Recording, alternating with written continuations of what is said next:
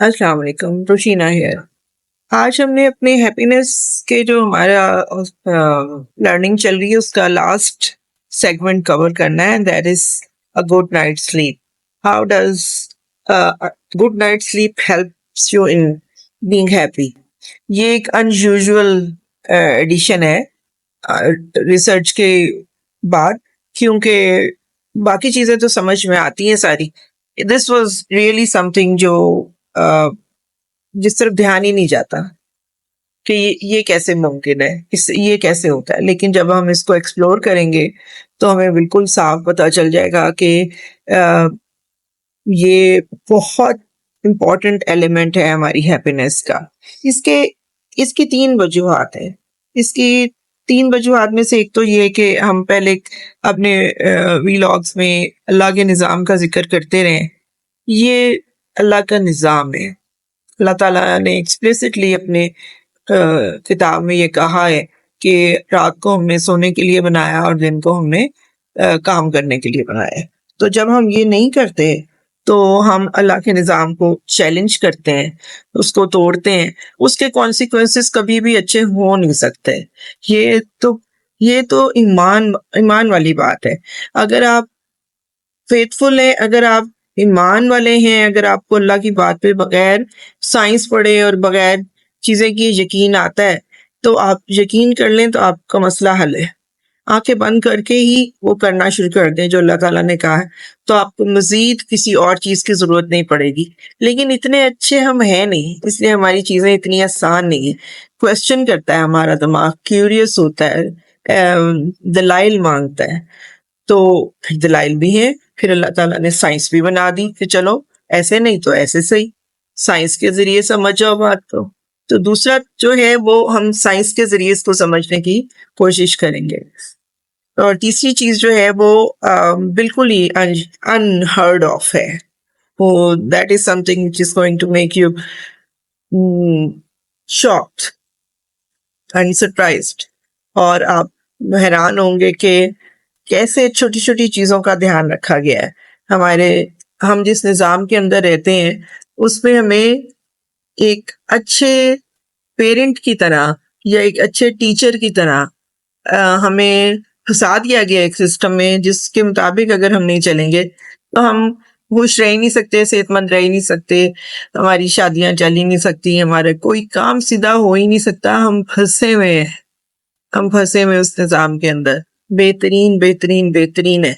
तो फिर हम तीसरी चीज़ जो है वो आखिर में उसको भी डिस्कस कर लेंगे। अभी मैं आपको जो है वो शुरू करती हूँ साइंस से। साइंस सबको बड़ी अच्छी समझ आती है।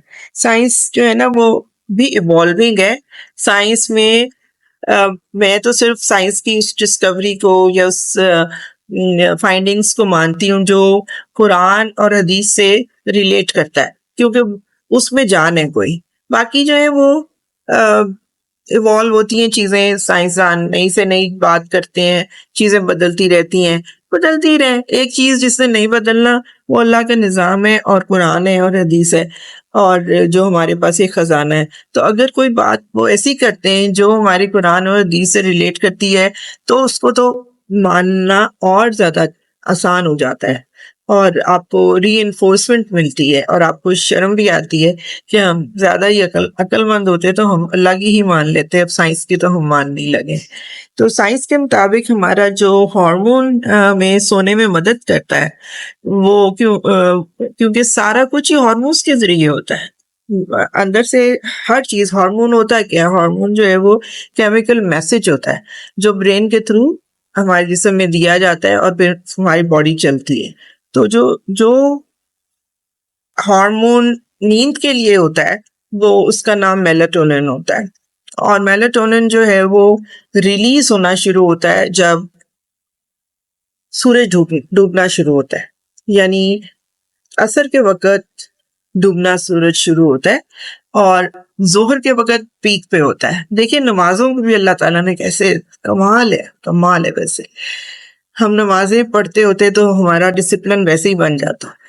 तो ज़ोहर के वक़्त हमारा जो सूरज है वो पीक पे होता है और असर के बाद ढलना शुरू होता है। तो असर के साथ ही मेलाटोनिन जो है वो इसका ताल्लुक सूरज की रोशनी ढलने से और अंधेरा करने से, अंधेरे से है।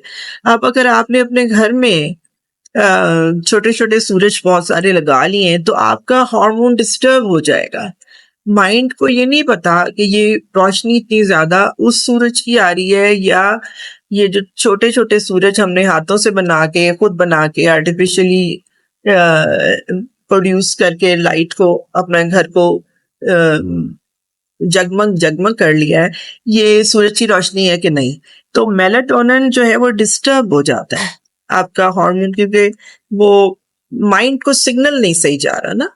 तो वो अगर नेचुरल पे आ जाते हैं, एक एक चीज है कि हम गो बैक टू जिसे कहते हैं ना नेचुरल, असल पे आ जाते हैं कि हम लाइट्स के बगैर बात करते हैं, लाइटों के कम होने की बात करते हैं।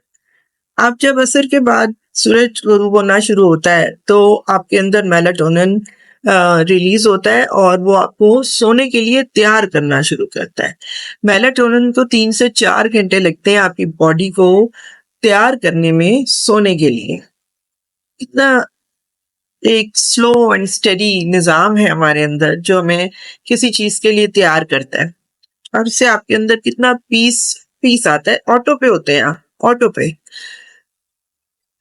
तो फिर इशा के वक़्त जब सूरज बिल्कुल डूबने के बाद अंधेरा हो जाता है, तो उसकी मिकदार जो है वो जितनी आपको चाहिए होती है वो पूरी हो गई होती है और एक दफ़ा हम सबको उस वक़्त बड़ी तेज़ नींद आती है, बड़ी गहरी नींद आती है, दिल चाहता है उस वक़्त सोने को क्योंकि हमारे अंदर वो निज़ाम है, लेकिन फिर हम उसको सप्रेस करते हैं। फिर हम लोग बाहर निकल जाते हैं, रोशनियों में चले जाते हैं और फोन की रोशनी है, टीवी की लाइट है, जो भी कर लें आप, हर चीज की अंदर आर्टिफिशियल लाइट्स है, वो फिर हमारे अंदर सारे जो डिस्टरबेंस है, हार्मोनल डिस्टरबेंस पैदा होती है और हमारी नींद डिस्टर्ब होती है। लोगों को फिर टाइम पे नींद नहीं आती। अब नींद कैसे आए? वो जो हार्मोन था जिसने आपको सुलाना था उसको तो आपने तबाह बर्बाद कर दिया है। तो अब आपको नींद कैसे आएगी? फिर गोलियां खा ले, गोली खा के सो जाए, यही हो सकता है। और फिर उसके बाद आपको, अगर आप ये चाहते हैं ना कि आप रोशनी के साथ उठें, तो वो भी मेलाटोनिन का काम खत्म होता है, उसने आपको गहरी नींद सुला दिया और आप फिर दूसरे हार्मोन्स रिलीज होना शुरू हो जाते हैं जो आपको उठाने के लिए बनाए गए हैं। रात के टाइम में, जिस टाइम में मेलाटोनिन अपना काम कर रहा होता है, उस वक्त एक दो और हार्मोन्स भी हैं जो हमारी बका के लिए बहुत जरूरी हैं और उनमें से एक है ग्रोथ हार्मोन। दिन के वक्त में जितनी हमारे सेल्स में तोड़-फोड़ होती है और उसकी रिपेयर की ज़रूरत होती है, सेल रिप्लेसमेंट की ज़रूरत होती है, उसको HGH कहते हैं, वो भी रिलीज़ होता है। यानी अगर आप, और वो first half of the night में होता है। वो जिस वक़्त आप अगर फ़र्ज़ करें 9 बजे सोते हैं, तो 9 बजे से 12 बजे तक होता है।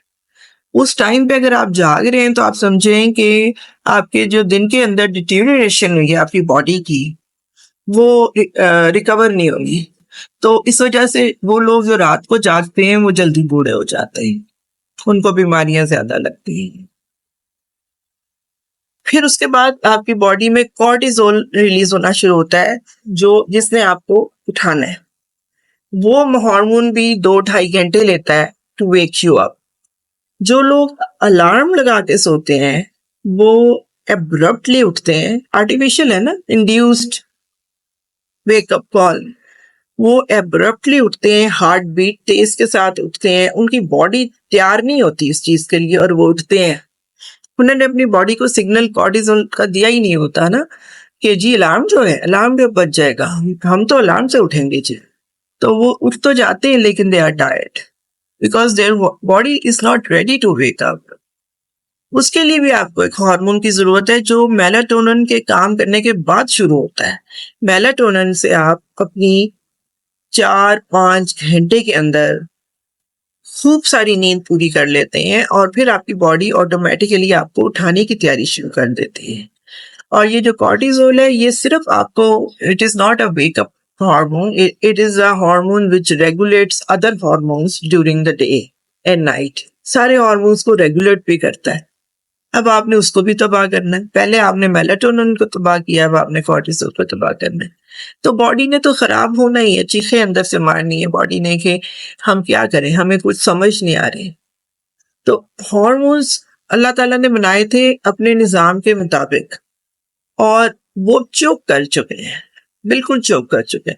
You will have to work harder now to get back to your normal self. और ना उसके बगैर आपकी सेहत ठीक होनी है, ना उसके बगैर आपका मेटाबॉलिज्म ठीक होना है, ना उसके बगैर आपकी एपिटाइट ठीक होनी है. आपके सारे हार्मोन्स से डिस्टर्ब है ना. आपने तो बस एक दिन और जीना है मुश्किलों से. तो ये सारी स्टोरी जो है हार्मोन्स की है और ये बिल्कुल अलाइंड है अल्लाह के निज़ाम के साथ. पहले हमने अल्लाह के निज़ाम की बात की है, उसके बाद हमने हार्मोन्स की बात की है. दोनों चीजें ही ऐसी हैं जिनसे आपकी जान नहीं छूट सकती. अब तीसरी चीज रह गई. तीसरी चीज जो है वो ये है कि अगर आप जाते हैं कहीं, अपना कमरा गंदा छोड़ के जाते हैं और वापस आते हैं, तो आपको कितना, आप थके हुए वापस आते हैं और आपको अपना कमरा गंदा लगता है, तो आप और थक जाते हैं. इस वक्त आप में हिम्मत नहीं होती इस कमरे को साफ करने की. कामयाब लोग और कुछ भी ना करें, सुबह उठ के अपना बेड जरूर बनाते हैं, अपनी चीजें जगह पे जरूर रखते हैं. एटलीस्ट जब वो थक हार के घर आएंगे तो दे विल नो उन्होंने सुबह तो कोई अच्छा काम किया था. दोबारा सो जाएंगे, हिम्मत आ जाएगी, रिवाइव कर जाएंगे. जो हमारा दिमाग है वो सारा दिन चीजें रिकॉर्ड करता रहता है, सारी चीजें अच्छी बुरी फालतू, जो हम सुनना चाहते हैं वो भी सुनते हैं, जो नहीं सुनना चाहते वो भी सुनते हैं. क्लटर, अ लॉट ऑफ कूड़ा करकट हमारे दिमाग में होता है. ड्यूरिंग दैट टाइम जिसमें मेलाटोनिन आपको सुलाता है, गहरी नींद, उस वक्त माइंड बाइट सेल्फ, ये उसका अपना एक इंटरनल फंक्शन है कि वो क्लटर को फेंक देता है. Everything which benefits you you liked और was good for you stage, and everything which was disturbing, फालतू, goes out in the garbage. ये रात के सोने के दौरान उस कमरे की सफाई हो रही है सारी ऑटोमेटिक. आप जब उठते हैं you feel fresh, you feel happy, you feel good. नहीं तो ये होता है कि आप उस क्लटर के साथ जब उठेंगे तो आपसे तो पहले ही नहीं उठा जाना, क्योंकि रोज ही हम बहुत कुछ गलत करते भी हैं, देखते भी हैं, सब खिचड़ी बनी होगी. तो तीनों चीजें पे इंतहा जरूरी है. सबसे पहली सबसे आसान है, उसको समझ लेंगे तो दूसरी भी आसान है, और तीसरी बहुत ही आसान है और जरूरी भी है. आज के लिए इतना ही. बहुत शुक्रिया.